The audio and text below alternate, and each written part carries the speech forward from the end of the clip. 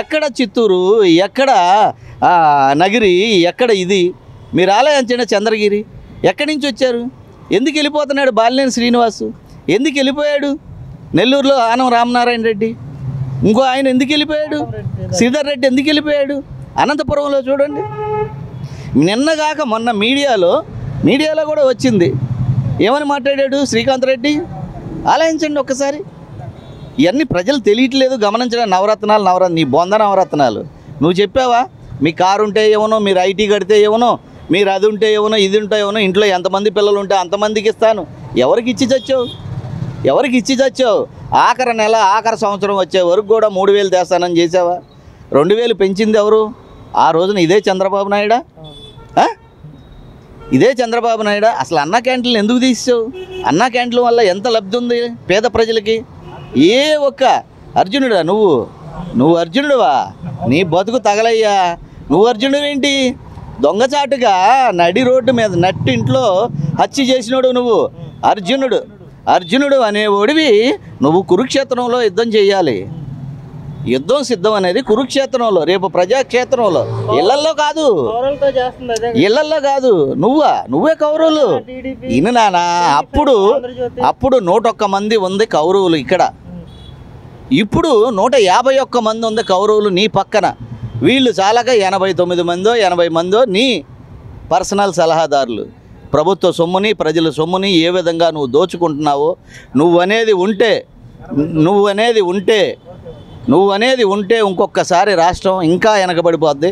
నిజంగా 30 ఏళ్ళు ఉంటావేమో. అబ్బో ఇంద్రుడివి చంద్రుడు అని మా బోటోళ్ళం కూడా సహకరించాం ఫస్ట్లో. నీ యొక్క అసలు సినిమా తెలిసిన తర్వాత నీకు వ్యతిరేకంగా పవన్ కళ్యాణ్ గారికి అనుకూలంగా ఇవాళ కమ్యూనిటీ వైడ్గా ఏంటి, ఇంకొకటి ఏంటి, ప్రతి ఒక్క కులం, ప్రతి ఒక్క జాతి, ప్రతి ఒక్క ఆంధ్రప్రదేశ్లో ఉన్నవా ప్రతి ఓటర్ కూడా 80 లక్షల మందికి నేను లబ్ధిదారులు ఉన్నారు మహిళలు. ఓకే, మంచిదే. అందులో డోక్రా వాళ్ళు లేరా? డోక్రా వాళ్ళకి ఎంతమందికి అమలు చేస్తున్నావు? అందులో అంగన్వాడీ టీచర్లు ఆడవాళ్ళు కాదా? మరి వాళ్ళు ఎన్ని లక్షల మంది ఉన్నారు? అగ్రిగోల్డ్ వాళ్ళు ఆడవాళ్ళు కాదా? వాళ్ళకి ఎందుకని మోసం చేసావు? మున్సిపల్ కార్మికులు ఆడవాళ్ళు లేరా? మీ కమిషనరు నువ్వు వచ్చి ఊడిస్తే ఉత్తమ అవార్డు ఆంధ్రప్రదేశ్కి వచ్చిందా? విజయవాడకి కాదు కదా. వాళ్ళే కదా, వాళ్ళు కష్టపడితేనే కదా వచ్చింది. ఉత్తమ అవార్డులు అందుకునేదేమో మీరు. ఆ ఉత్త చెత్త ఏరి రోగాలు తెచ్చుకుని చచ్చిపోయేదేమో మున్సిపల్ కార్మికుల. వాళ్ళ గురించి ఎప్పుడన్నా పట్టించుకున్నావా? మీ అందరిదైతే మనందరి గవర్నమెంట్ వస్తే ఏంటి నువ్వు చేసింది చెప్పు ఒక్కసారి చెప్పు. ఎన్ని గుళ్ళు దోసావు, ఎన్ని గుళ్ళు పడగొట్టావు? పవిత్రమైన హిందూ దేవాలయమే ఓ క్రిస్టియన్ మతం తీసుకున్నటువంటి వ్యక్తిని అక్కడ చైర్మన్గా పెడతావా? అనేక కేసుల్లో ఉన్నటువంటి ఢిల్లీ మద్యం కేసుల్లో ఉన్నటువంటి వాళ్ళను కూడా తీసుకొచ్చి డైరెక్టర్లుగా పెడతావా? రౌడీలను పెడతావా? హత్య నేరాలు ఉన్నవాళ్ళని పెడతావా? ఎర్రచందనం స్మగ్లింగ్ చేసినటువంటి వాళ్ళని పెడతావా? ఎర్రచందనం అంటే గుర్తొస్తుంది.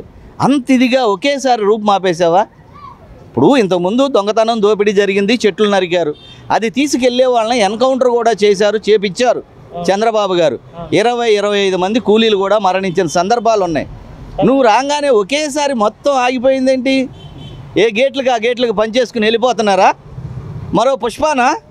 నీ పేరు జగన్మోహన్ రెడ్డా? పుష్పానా నాన్న? ఒక్కసారి చెప్పు. అధికారులను చూడండి. అధికారులని సూళ్ళూరుపేటలో ఒక సిఐ గారిని ఒక రౌడీ షీటర్ వెళ్ళి స్టేషన్లో కొడతాడా? నిన్న చూడండి ఒక ఎంఆర్ఓని విశాఖపట్నంలో దారుణంగా హత్య చేస్తారా? అదే డిఎస్పీని చూడండి మన అనంతపురం జిల్లాలో ఏ విధంగా చేశారు. అదే నందిగాంలో కానిస్టేబుల్ కడుపు మండి తిడితే వాడిని ఎక్కడ పెట్టారు ఇవాళ?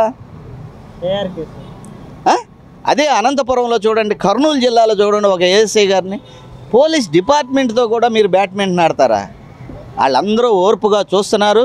ఈ రివెంజ్ అంతా కూడా వాళ్ళు కూడా ఎప్పుడు నోటిఫికేషన్ వస్తుందా అప్పుడు వరకు బ్యాంకులో వేద్దాం, బ్యాంకులో పెరిగినటువంటి ఇంట్రెస్ట్తో రివెంజ్ తీర్చుకుందామని ప్రతి ప్రభుత్వ అధికారి చూస్తున్నాడు. మీకు తెలీదా? ఎంతవరకు మిమ్మల్ని సేవ్ చేయగలుగుతారు మీరు? ఇవాళ డైరెక్ట్ నేను బటన్ నొక్కుతున్నా, నీ బొంద నొక్కుతున్నావు. బటన్ నువ్వు కాదు నొక్కేది. వినండి, నీ ముఖం చూసి ఓట్లేలా రాజశేఖర్ రెడ్డి చేసిన అభివృద్ధి పథకాలు చూసి కొడుగ్గా నువ్వు చేస్తావేమోనని వేశారు. ఆ భ్రమ పోయింది. ఇవాళ ఇవాళ నన్ను చూసేయండి అని చెప్పి నేను బటన్ నొక్కాను అయ్యండి, నేను ఎవరినో డమ్మీని నిలబెడతా, మీ నియోజకవర్గానికి సంబంధం లేనోడిని నిలబెడతా, నా ఇంట్లో ఒక ఫ్యాన్ని తీసుకొచ్చి నిలబెడతా, లేకపోతే పోపుల డబ్బాని తీసుకొచ్చి పెడతా, మీకు ఓటుకు 1000-2000 ఇస్తా, మీరు వేయాల్సిందే, మీకు నేను స్విచ్ నొక్కుతా, వాలంటీర్ వచ్చి ఇస్తుంది. అసలు ఎమ్మెల్యేలు 151 మంది గెలిచిన ఎమ్మెల్యేలకు కూడా నేను ఒకటే సూటి ప్రశ్న వేస్తున్నా, దమ్ముగా మీరు అడిగేవాళ్ళు లేరా? జగన్మోహన్ రెడ్డి ముఖం చూసానా మీకు ఓట్లేసింది? ఆలోచించండి, మీ కమ్యూనిటీ చూసి 20% ఓట్లేశారు, అవునా?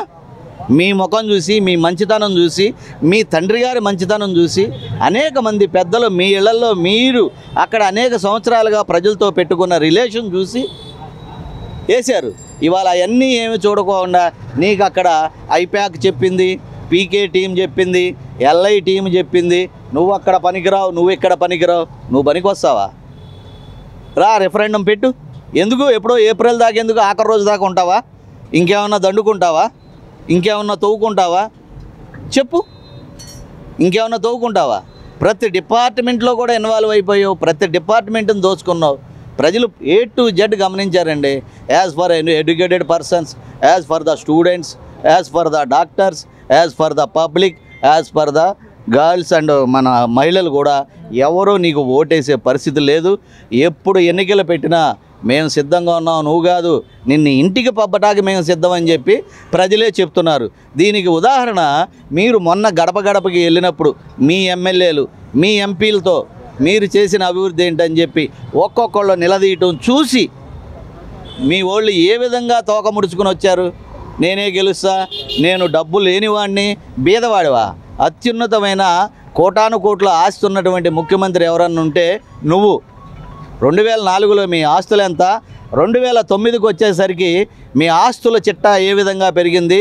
నువ్వు మీ ఎన్నికల కమిషన్గా ఆ రోజున ఎన్ని ఎకరాల భూమి చూపించావు, ఎన్ని కోట్లు కట్టావు, ఎన్ని ఫ్యాక్టరీలు పెట్టావు, ఎన్ని విధాలుగా సంపాదించావు, ఏ విధంగా వచ్చేసినాయి?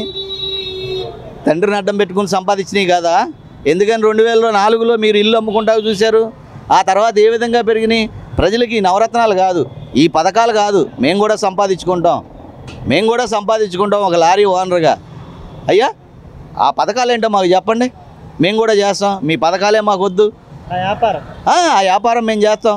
4 ఏళ్లలో కోట్లు సంపాదించే విధానం మీరేగా మీ అఫిడవిట్లో ఉందో చూడండి, మీ నామినేషన్లో ఉందో చూడండి.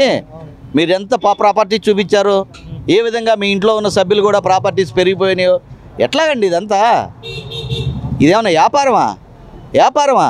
అనేక మంది రాజకీయాల్లోకి వచ్చి పేద ప్రజలకి మేలు చేద్దాం అనుకున్నోళ్ళు ఇవాళ మేలు కాదు కదా మాకేంటి అనే పరిస్థితికి దిగజారిపోయారు. నిన్ను చూసి ముఖ్యమంత్రి స్థానంలో నువ్వు ఉండి ఇన్ని అవినీతులు చేస్తుంటే నీ క్రిందోళ్ళు ఎలా ఉంటారు? ఇంకా పోతే ఎస్సీ ఎస్టీలు బీసీలు అని మాట్లాడుతున్నావు. వాళ్ళకి మీరు చేసేది అన్యాయం, మీరు చేసింది మోసం. గౌరవనీయులైన అంబేద్కర్ గారు, ఆయన జాతి మొత్తానికి, భారత జాతికే గొప్ప వ్యక్తి, అడ్మినిస్ట్రేషన్ తెలిసినటువంటి వ్యక్తి. ఆయన ఇచ్చిన అడ్మినిస్ట్రేషన్తో బతుకుతున్నాం.